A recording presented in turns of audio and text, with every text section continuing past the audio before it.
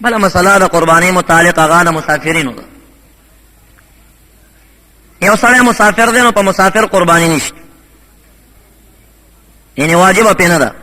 ښه مالداره دی، چین ته تللی، یو ځای بل ځای تللی، قرباني پې لازمه نه ده. همدا وجه د حاجیان صاحبان چې څومره هلته ځي نو په هغې قرباني نشته، مسافر دي ټول.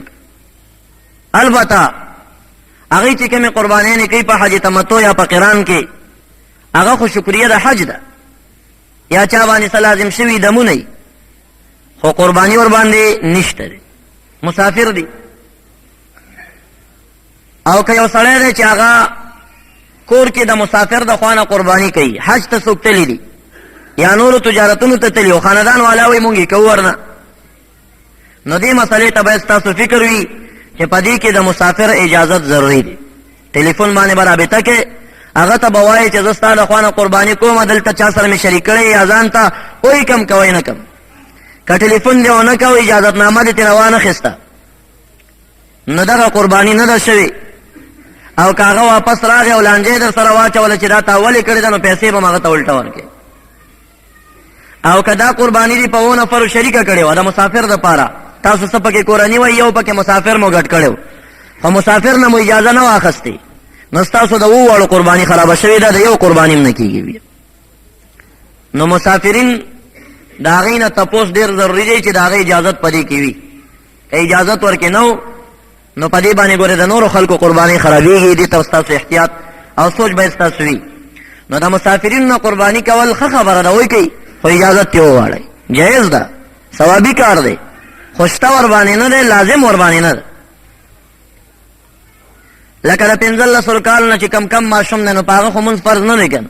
اوس یو سړی دی او مونځونه کوي د 10 کالو دی، نو ښه خبره ده، ثوابي کار دی، خو فرض خو پې نه دی که یو ورځ قضا که نو خدای پې نیسي نه.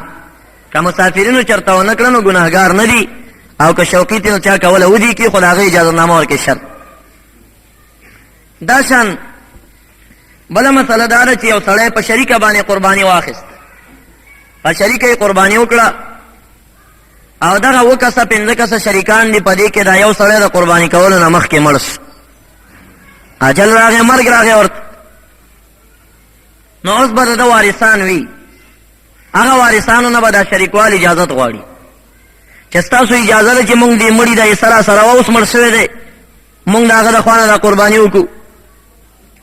که وارثانو اجازت وکړه قرباني صحیح ده، د هغه حیثي ثواب هغه ته قبر ته هم ورسي.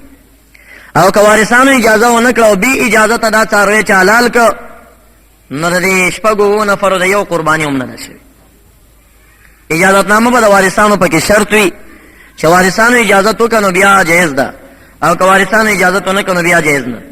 یو خبره شته، که چا دې وخت کې مریض دی، قرباني چا سره شریکه ونیوه یا ځان ته، او دی مخکې تېنه مړ کېده، نو چې مخکې تېنه مړ شه او د وصیت وکړه چې زما دا قرباني به خامخا پرېږدئ نه، اوس به یې کوئ، نو بیا خو لازمه ده په وارثانو چې هغه به پوره کوي، خو د هغې غوښه به په کور کې نه خوري، هغه به چې کوم دی نو خلکو ته ټوله ورکوي، وصیت دی به خلکو باندې خیراتوي. بله مسله دا ده چې اکثر پیښیږي، ډېر خلک یې چې په قصابانو باندې حلالۍ کوي، جایز د قصاب باندې حلاله کول. بهترینه طریقه دا ده چې انسان ته خپله حلاله یاد یې خپله حلال کړي. نبی علیه صلات وسلام به په خپله ګډان حلالول، څاروي به حلالول. یو ورځ یې خان په خپلو لاسونو مبارکو حلال کړل، چاته طریقه نه یاد یې نه حلالوي، بل سړی نیوی شي وکیل قصاب دې راولي، بل څه چاته دې وایي ته حلاله جایز، خو د ده حاضري په هغه ټیم کې بهترین کار دی چې دی ورسره وي، نو ښه خبره. پاتې شو دا خبره بعضې امیانو کې ګډه ده چې کوم 2 کسان شریکان دي یا 5 حلاله چې کېږي، نو په دې حلالۍ په ټیم به دا وواړه چې دی بسم الله الله اکبر چغې وایي، نو دا د کتابي مسله نه ده چې ټول به چغې وهي. البته په دې 2 واړو کې یا وواړه یا یو یا 2 یا 3 قصاب یې حلالۍ یا یو حلالۍ یا بل ورسره داسې لاس کېښوده پې، یعنې شریکېدو ورسره، نو بیا به دا 2 باندې واجب دی چې 2 به بسم الله الله اکبر وایي. یو چا په قصاب حلاله کوله او د حلالۍ په ټیم کې دا مالک ثواب د پاره ورسره داسې لاس کېدي، نو چې لاس یې کېښوده نو اوس به 2 بسم الله الله اکبر وایي، یو باندې اکتفا باندې کیږي، په دواړو واجب دي چې دواړه به وي.